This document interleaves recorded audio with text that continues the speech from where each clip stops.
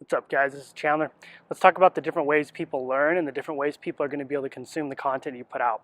So I got a question the other day about what's the best kind of content to put out, and you can't really give that question an answer because you don't understand the demographics of the audience, and people don't necessarily have a good idea of how people are going to consume the content and learn from what businesses are putting out, or personal brands, or whatever it is that you do.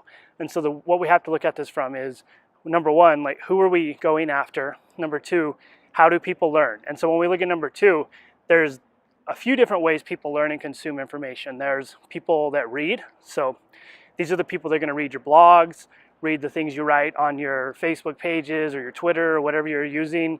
And then there's people who listen. So these are the people who are going to consume via podcast or any other audio-based things you have, like iTunes podcast, SoundCloud, Google Play, all of those things. And thinking about what people who listen, we're actually seeing a lot of people right now who are actually consuming mostly audio-based content because it allows them to actually do other things. And people that live busy lives are going to want to be able to do 7 other things while they're listening and consuming your content. So if you give them the option of audio, that's always a good fallback option because you're allowing them to be busy and learn from you. So you're going to get the best bang for your buck, and they're more likely to listen to you on their commute, in the shower, or in the other things they do in everyday life.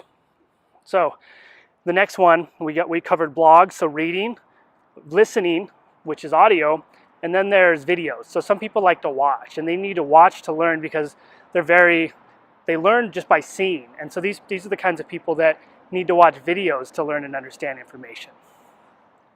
And then the final thing are people who are very visual. So these are the people who are going to get it not just from videos, but they're going to get it from pictures as well. And that's probably your final piece of content, because some people look at a picture, they read a little quote, and that they're set for the day, and they understand what's going on. Or they read a little bit of text on a picture and they learn from that, like an infographic.